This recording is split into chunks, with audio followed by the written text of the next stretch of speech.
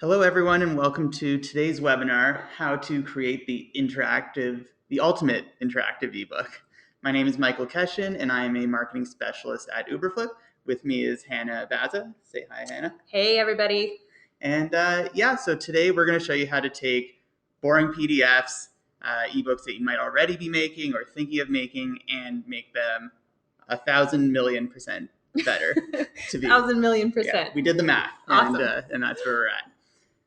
So we're just going to wait a few minutes as people start to filter in. But as we're doing so, we'll get this right out of the way, the shameless Uberflip plug. So what is it that we're all about? Well, here's what we do. So right now, we're really focused on content marketing, both with our own solution and our own marketing efforts. So we're publishing content on YouTube, on Twitter, on our blog, on Instagram, and whatever else you're seeing on the screen. And that's great. Our audiences are in those places, and it's important to publish on those spots. But it gets complicated as a marketer to really control those experiences and create a narrative and help organize all of our content. So what we do first is we bring all of those pieces of content together into a really killer experience. So right now you're seeing a screenshot of our own hub, which essentially is the latest content feed of all of our content from those sources, but living in one home. And then what we do with that content is we sprinkle in call to action. So beside a blog post, there might be a form there to subscribe to a newsletter. And then all of that information is captured and sent to whatever program you're using, whether it's marketing automation or something like MailChimp, and collects all of them and lets you capture leads based on your content and then further engage with your audience. Awesome. That's a great description, Michael. Thank you.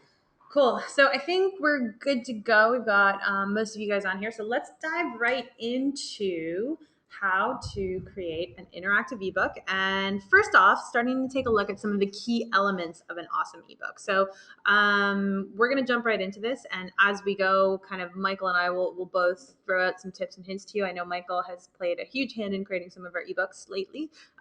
So it'll be awesome to hear some of your experiences as well. Mm-hmm.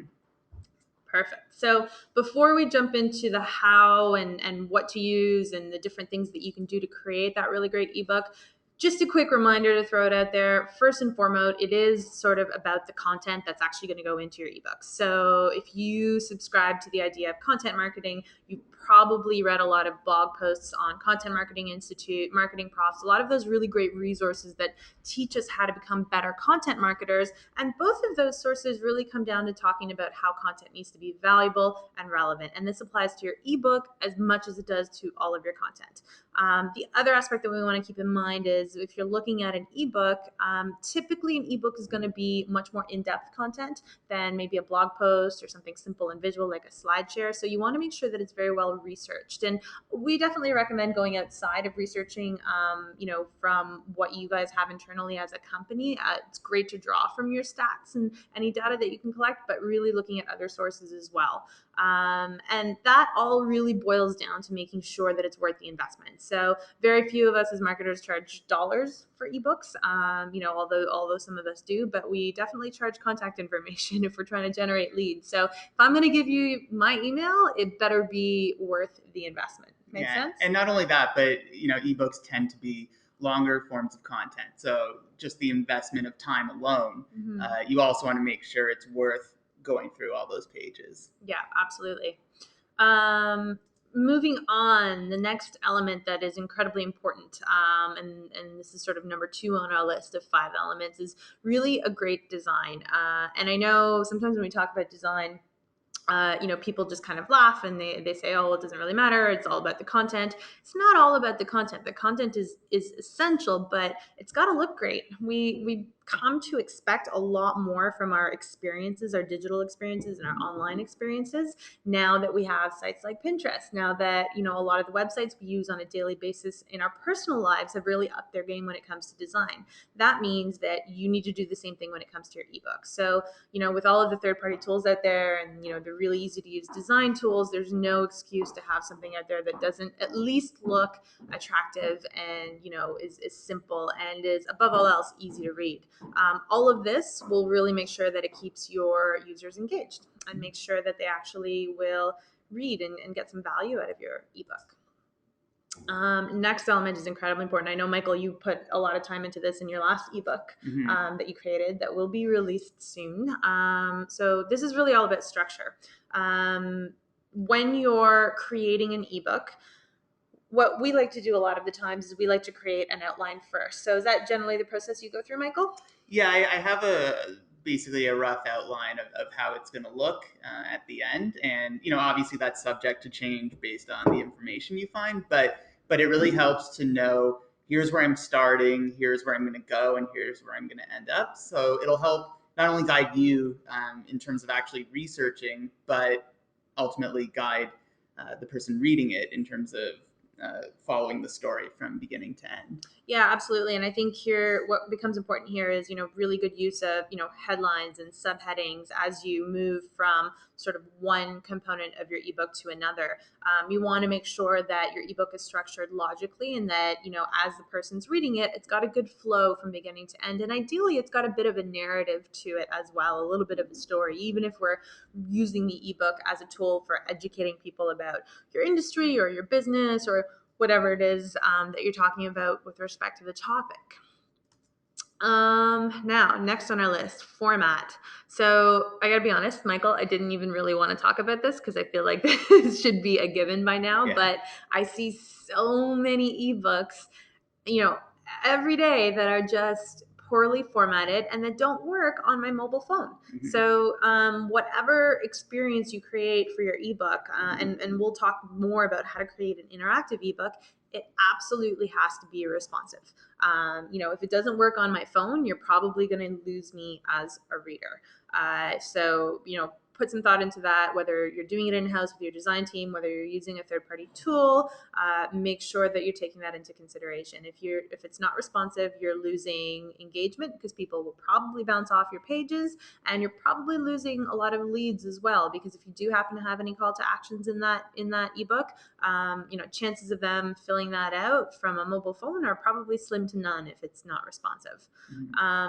And then the other element of format that you want to keep in mind is really good information hierarchy. So here's what I mean by that. You want to make sure that as you're structuring the ebook, you're paying attention to what's most important on the page, what's sort of secondary to that, and what's really primary to that. So when you take a look at any blog post, usually the headline is the most prominent thing that you see because typically speaking, that's the most important thing. That's what's going to grab people's attention. Then you're going to see the body text, which is generally smaller font, probably a lighter weight font, because while that's important, that doesn't necessarily mean it's going to be the first thing that grabs people. So pay attention to your information hierarchy, and really adding white space and making it easy to skim your ebook really helps to give people a good, quick digest of what your ebook is about. Yeah, and I think the other thing I like to keep in mind as well is, just because I've spent 1 week, 2 weeks, a month, or whatever it is, devoted to a particular ebook, that doesn't mean that people are going to then put in the time and attention to actually read it.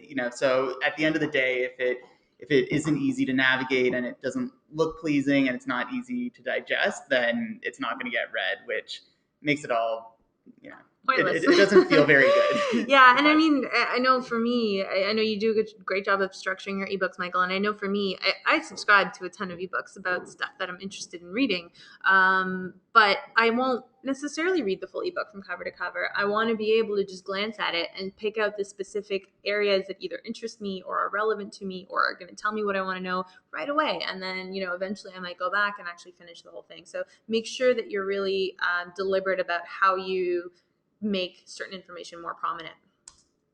And next we have interactivity. Now, I love this line. Remember that it's an ebook, not a book.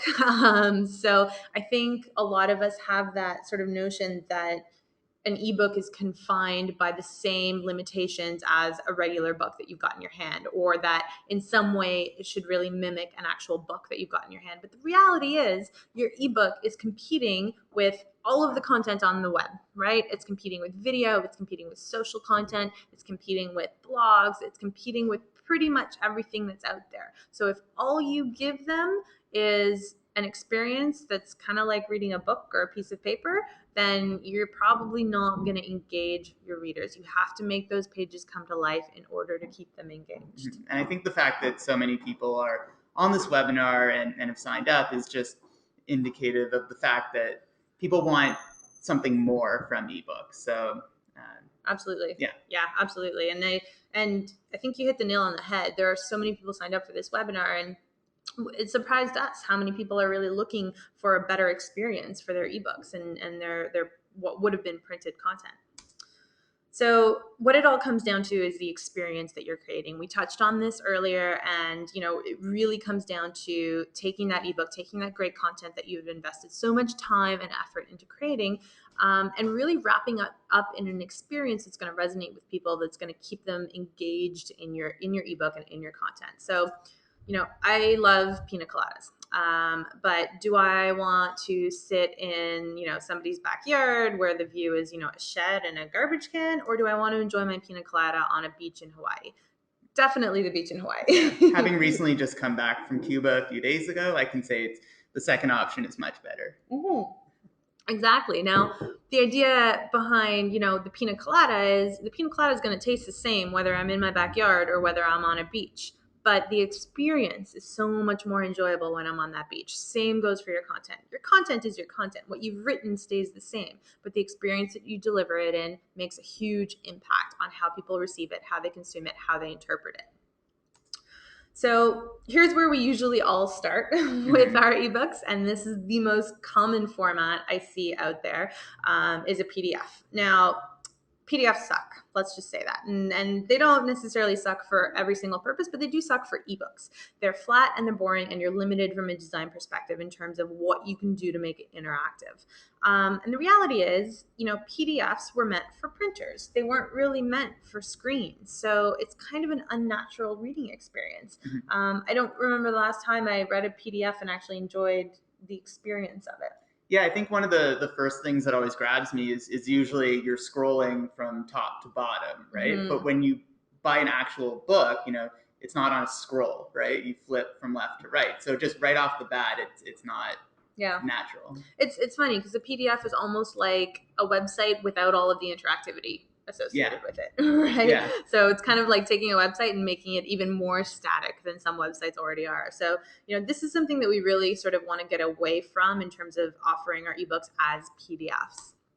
So what PDFs are good for is really as acting as that canvas for us. So think of your PDF as your starting point, whether you're, designing it in-house, whether you're using a template for ebooks, which actually reminds me, we have a great offer, which we will email you guys. We'll have to make a note of that, Michael. Yes. We'll email you guys. We have some great ebook templates that we'll send along by email with the recording of this webinar so that you guys have them at your fingertips. But regardless, however you're using that PDF, that's sort of your starting point.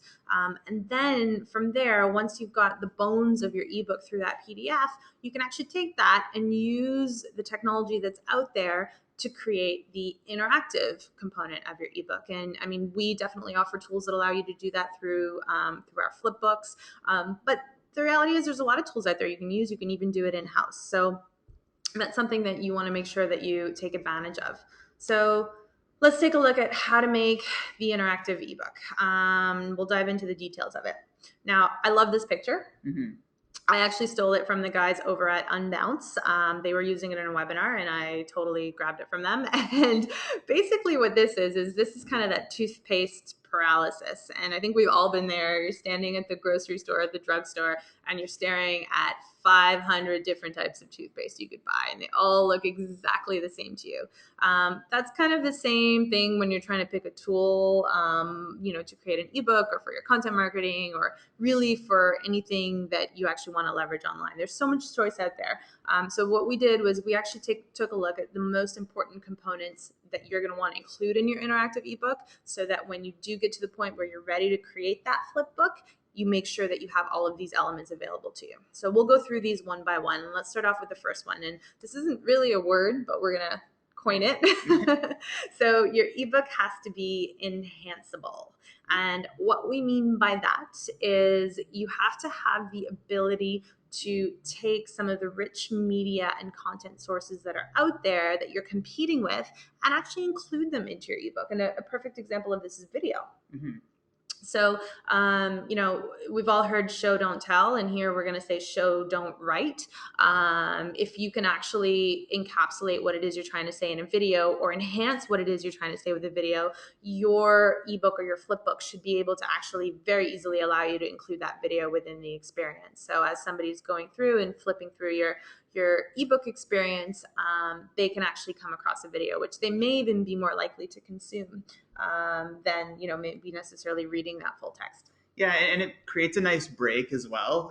It's hard, especially these days, just as attention spans get shorter and shorter, to read 30 pages from beginning to end in one sitting. So if you can read a page and then take a break, and rather than leaving your ebook to take a break, people just watch the video that's on the page, that's great because it then keeps people in the experience.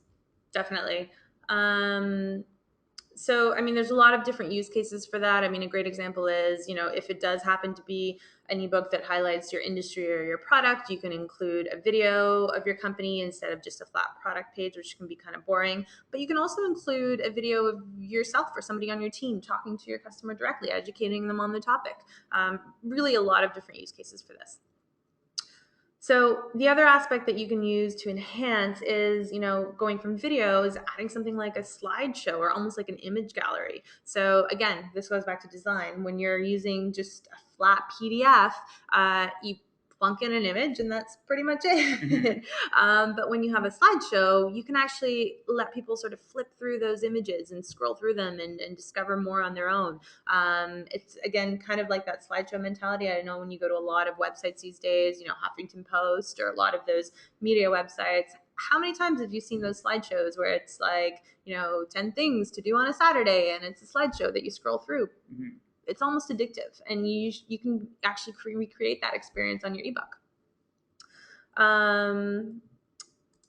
Moving on, the other aspect that can definitely add a lot to your ebook is really the audio. I think audio is underused quite a bit sometimes.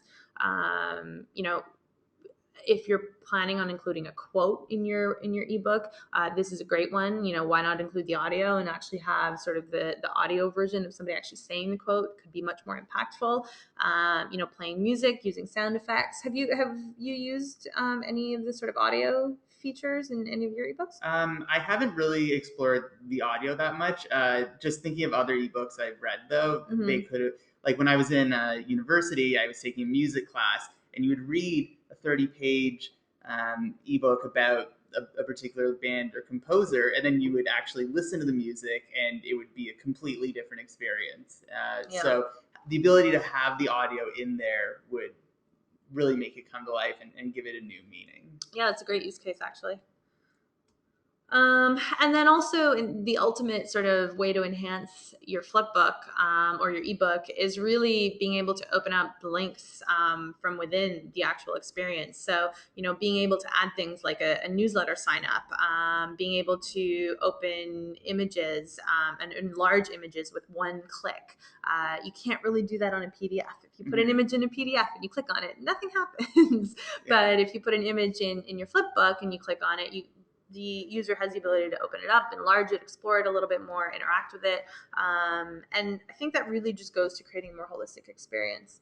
Yeah, and just that keyword experience. Again, when you leave the ebook, you're essentially out of the walled garden, if you want to call it that. So if you want to sign up for a newsletter and then you're taking it into a new tab, it just really breaks and fragments the experience. So it's better to just keep it inside.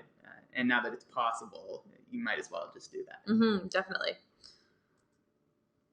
Shareable. So we all know that everything we do should be shareable, and it will only be shareable if it's quality stuff that's resonating with your audience. But with a PDF, we're often making it much more difficult to do that. So let's take a second and think of the traditional flow of a PDF. You create your ebook.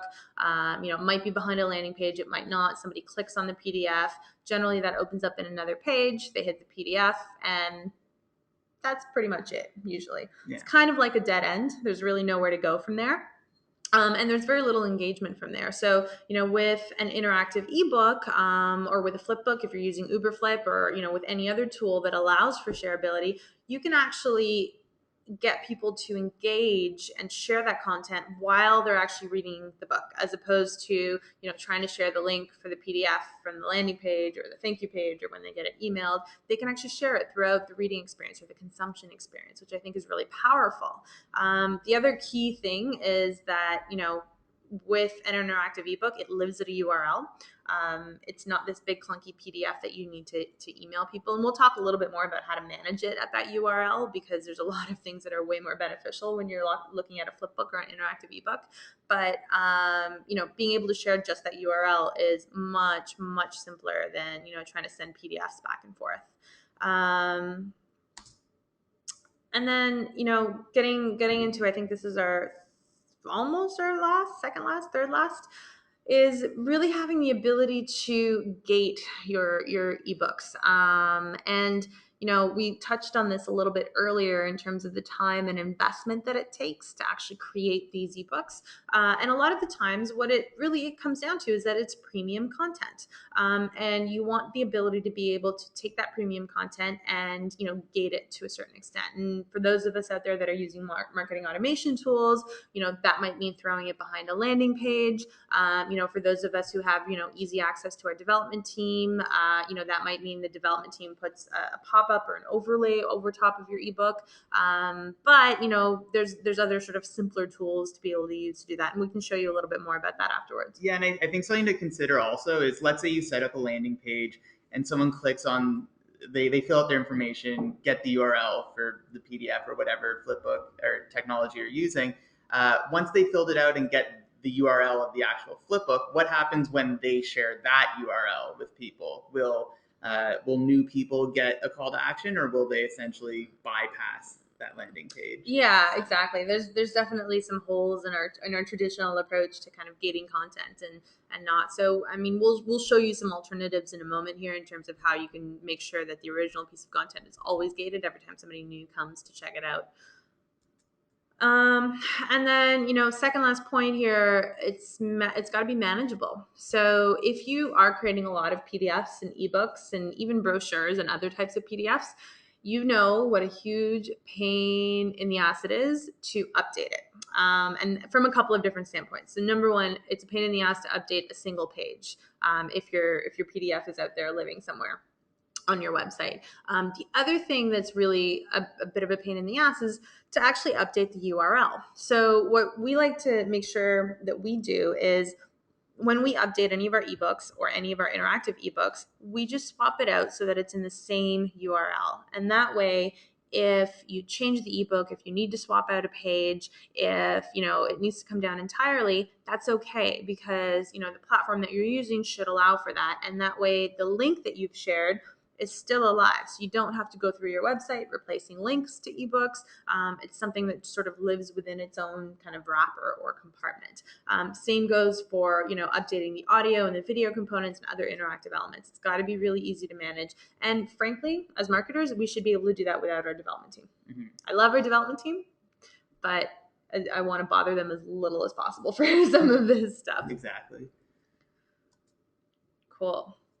And measurability. So again, if we're looking at tools and platforms that are going to help us create interactive ebooks, you want to make sure that you're keeping an eye out for whether or not it's going to give you any actual metrics. And this, again, comes back down to the problem with PDFs. If you put a PDF out there are no metrics associated with it. I don't know what page they're looking at. I don't know, where they're zooming in. I don't know how long they've hung out at that PDF. I don't really have any sort of engagement metrics around how people are actually consuming the ebook.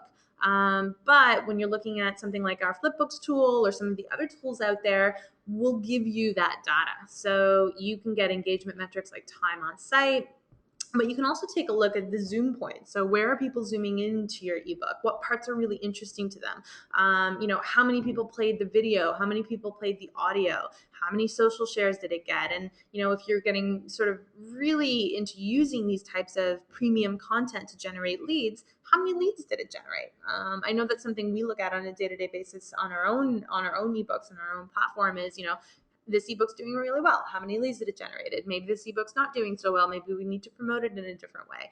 And that's really valuable information. And then, of course, when you have all of that data, if you're at the point where you're using a marketing automation software like HubSpot, like Marketo, maybe Eloquad, depending on what you're using, all of that data should be syncing directly into your marketing automation. And then that's just going to make your job so much easier. It's going to make the demand gen person's job so much easier, so they can actually understand user behavior when they're consuming your content. And just tying back to the previous point, the manageable aspect, if you see a steep decline of people leaving your ebook after page 6, it's important to then maybe just swap out page 6 with a different page and see if that keeps people on board, and then see if that affects how they proceed through your ebook. Yeah, absolutely. And I mean, being able to do that on the fly is definitely key. So discoverability.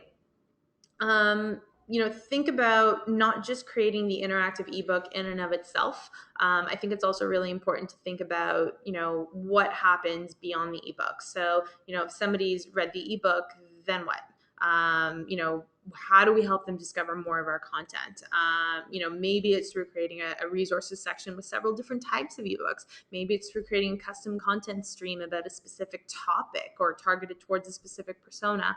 Or maybe it's just by including very targeted, very contextual CTAs. But the idea behind creating an interactive ebook is that it doesn't stop with that one piece of content. There should always be a path for them to get to the next piece of content, whether that's integrated into the ebook itself as a call to action, or whether that's integrated into the experience around the ebook, like maybe a content hub or resources section, like I mentioned before.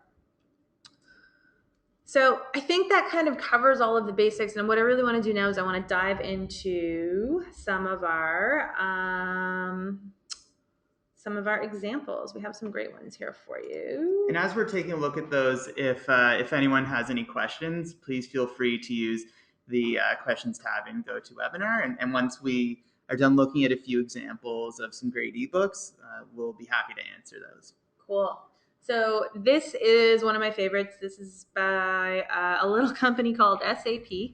And although they're a not so little company, I think we can learn some great examples regardless of what size company you are, in terms of how they've structured their ebook. So, I mean, you can see here, this is great design. This is really easy to read. They've got some great visuals on here, but as you actually start to flip through it, you can see that they've actually included a lot of interactivity. So they've got a great video that comes in, and I think they've actually got a couple of videos as you flip through this that actually helps describe their solution. So, this is really talking about what they can offer their customers, and it's really showing instead of writing about it or creating more and more content around it. It's really giving that engaging experience with the video. Now, here's another one that I love, and this is another one of our customers. They are using our Flipbooks platform, but it's also a great example of an ebook that's really well designed and that really kind of brings it to life a little bit. So what I love about this one is really the use of imagery, and they've really kind of taken more of a magazine type approach. But now when you take a look at what a lot of marketers are doing every day, is they're really taking that approach as well. And a lot of industries are actually creating, magazines within the industry. And really what it comes down to is just creating a magazine with great content. Another one of our customers that has fantastic content, Be More Magazine. It's sort of a health and lifestyle magazine. You can see here they've included a video of the founder talking about what they do and what's available in this issue. And as you start to scroll through it, again, great use of visuals. So, when you're creating your ebook, when you're creating your content, think about how to show people and get your message across that way. And as you scroll through this, you can see that there's a ton of really interesting visuals. And here's actually a great example of audio being incorporated into the ebook in and of itself. And let's flip on to another example. So this is actually an example from our own Content Hub. So we have a section here. You can see at the top, this is all ebooks. So if you head over to hub.uberflip.com, you can check it out. And as you scroll down, you'll see we've got a lot of different ebooks here that we've basically packaged it all together into one spot using our platform, using Content Hub. And if I pick one to click on, this is a great example of how you actually gate that premium content. So, through our platform, we're actually able to set up this call to action. And what I can do is I can fill out this CTA. And what happens is as soon as I fill this out, I immediately get access to the ebook. And what's great about this is that it's really a simple, quick process. It's not as big a deal as clicking over to like a landing page, filling out 15 different fields. Then they send me to another page where I can download the ebook. It's usually a PDF form. And then I might also get it in email. This was quick. It was simple. It was one link where if I share this link again, that gated pop-up, that CTA is going to pop up again for the next person. So there's no danger of sharing that link and giving people direct access to it. They're always going to see that pop up and you're always going to be able to capture the lead. And it's also about that idea that I was speaking about earlier of keeping people in the first experience that they land in. So again, not sending them to a landing page and then to another URL. It's all just in one spot. Yeah, they feel like they're really immersed in it. And, when we take a look at this ebook, here's a great example of a share widget. So, if I click on that, I can actually, tweet this out. So let's do that.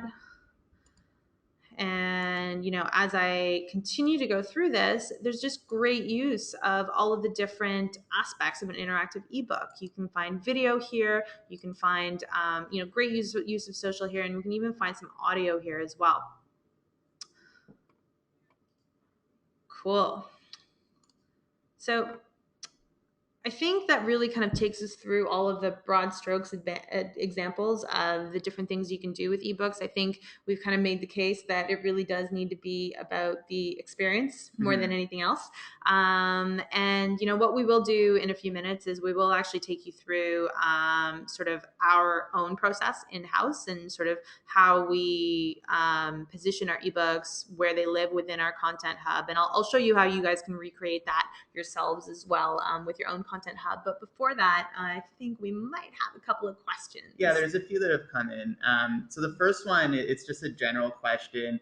And the person's wondering, how hard is it to actually add a video or a song or whatever to an ebook? If you don't necessarily have a lot of technical skills, is it difficult? And what's the process like?